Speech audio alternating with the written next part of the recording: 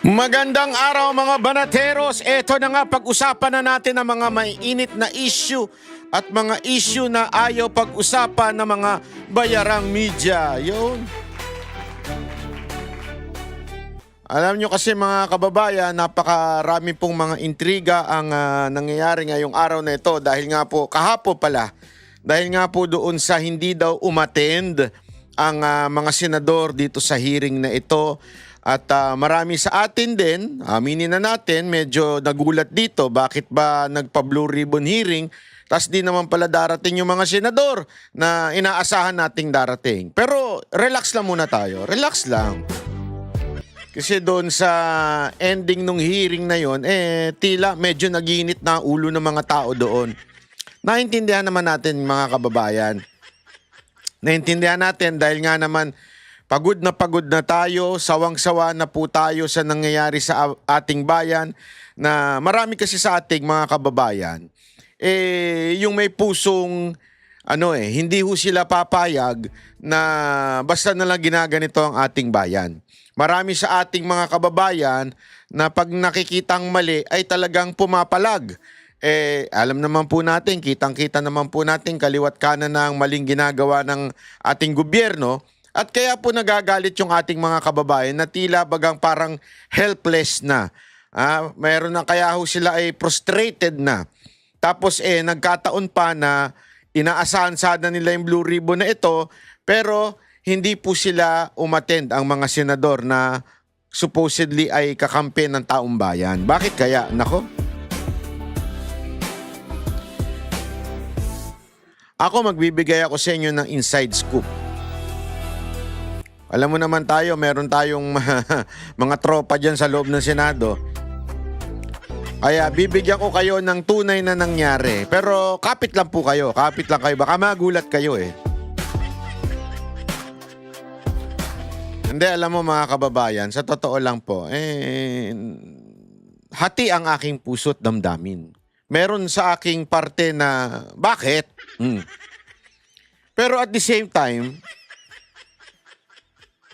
naiintindihan natin ang ating ilang mga senador kung bakit nila nagawa na hindi umattend. Pero gayunpaman, talakayin muna natin ang unang sinabi ho ng mismong si Mike Defensor. Pinaliwanag niya kung bakit hindi naka-attend ng ilang mga senador. Doon tayo magsimula at pick upin po natin ang usapin na yan. Ha? Okay? Pakingge. Una sa lahat, nais kong ipaliwanag yung sirkumstansya ng pagkikita natin dito. Actually nagkaroon ng konting siguro hindi pagkakaintindihan sa mga kasama po natin sa Senado, pero ito po'y talagang patawag ng Senate Blue Ribbon Committee. Kanina, nandito si Senator Robin, Senator Amy Marcos, maging kahapon, dumaan po ang buting Senador Robin Padilla para tingnan at magkaroon ng ocular inspection dito sa ating kinalalagyan sa ngayon.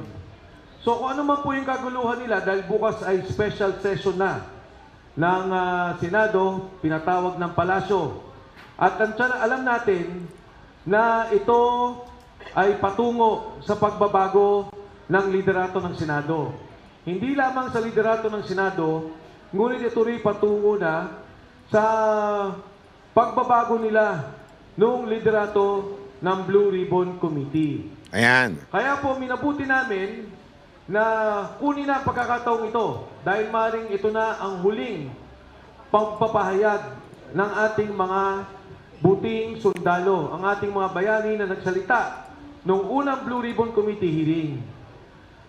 Ngayon may karagdagan na 4 na kasama natin, papakilala mamaya ni Atty. Levy Baligod, at mamaya ipapagpatuloy nila yung naantalang presentasyon na dapat nilang ipinagpatuloy nung nakalaang Blue Ribbon Committee hearing na isinagawa ng Senado. Delikado po ang sitwasyon ng ating bansa. Napakagulo ng sitwasyon ng ating bansa. Ang mga demokratikong institusyon katulad ng Senado ay binababoy, ginigipit, maging ang mga senador.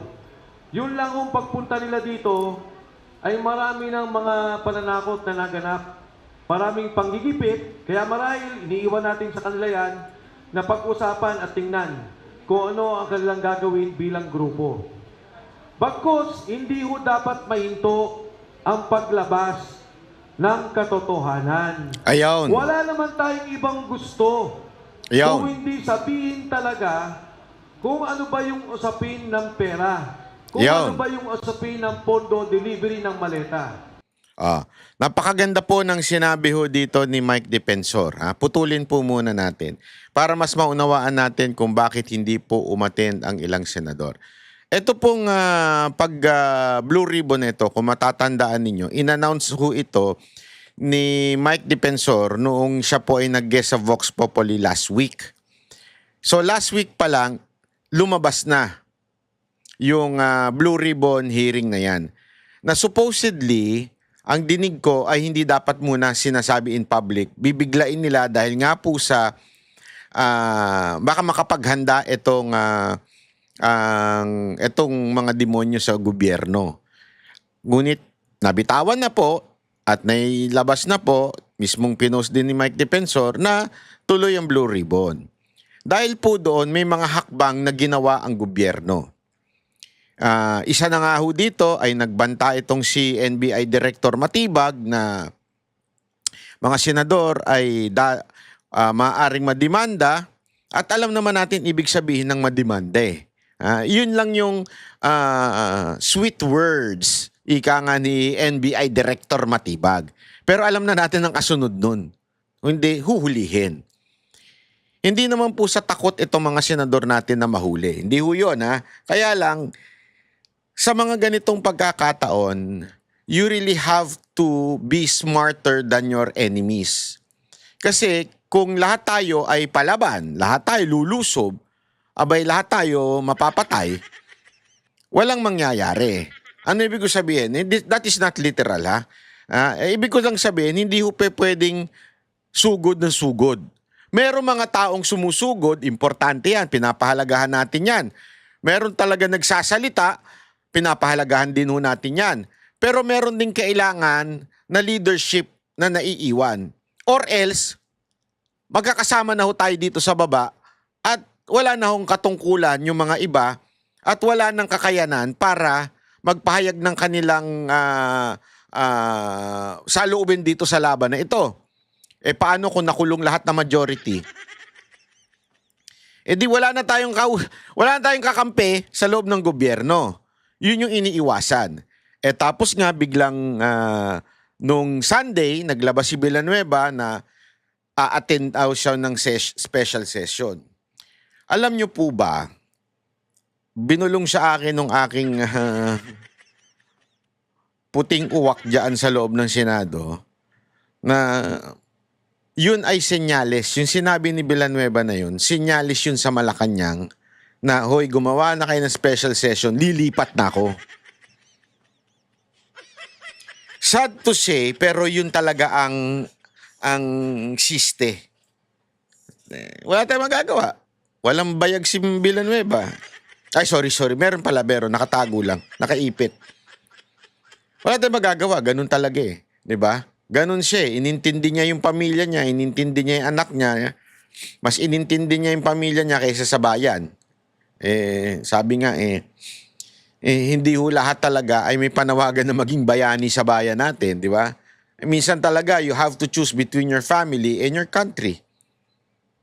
Kaya nga, kung maaalala ninyo, yung mga unang panahon, nung talagang yung mismong mga hari pa ang lumalaban, at talagang yung mga tao, excited silang maging kawal o maging, hindi sundalo ang tawag dun maging yung lumalaban sa gera, iniiwan talaga nila pamilya nila kasi malamang sa malamang hindi na sila uuwi dahil mapapatay na sila doon para sa ipinaglalabang nilang bansa.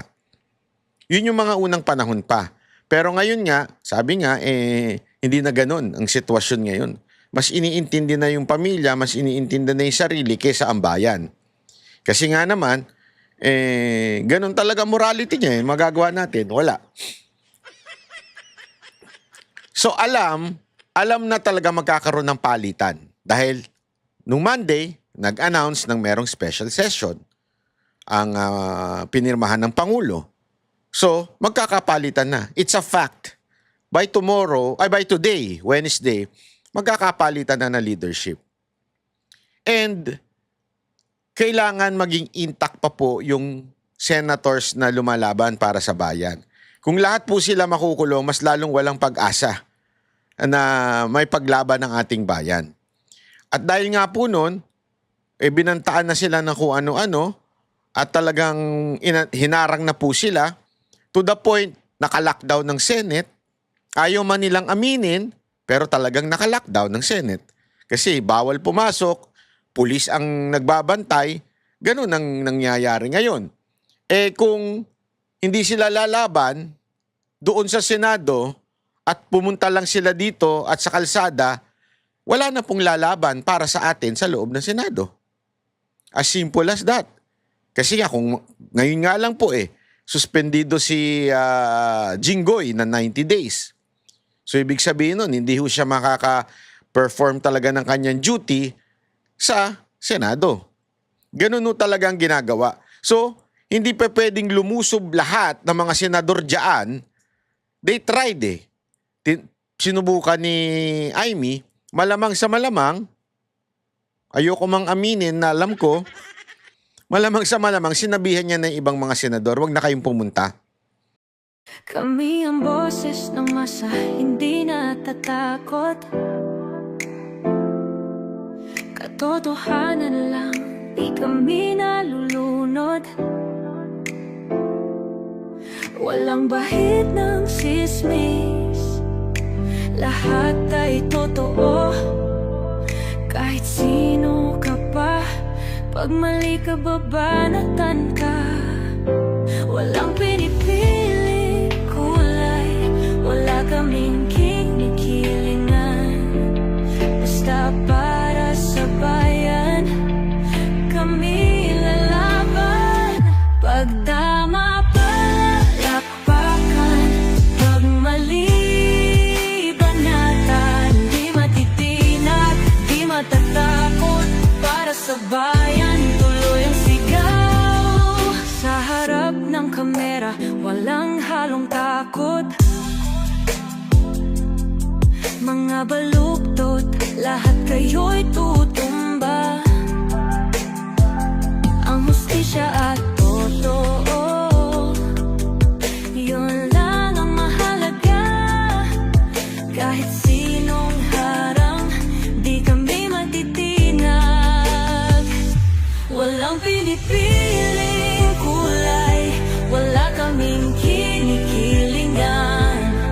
Basta para sa bayan, kami lalaban.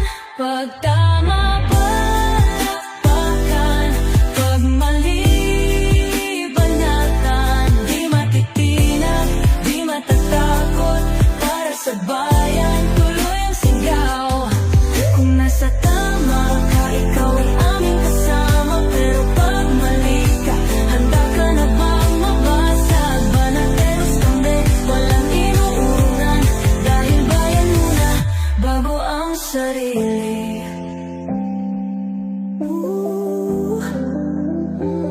Bago ang sarili.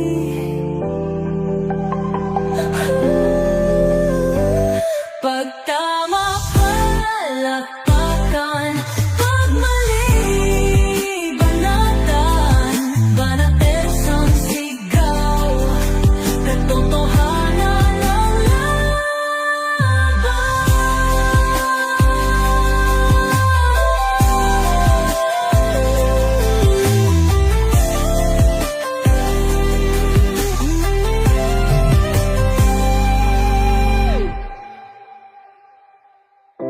sa harap ng kamera, walang halong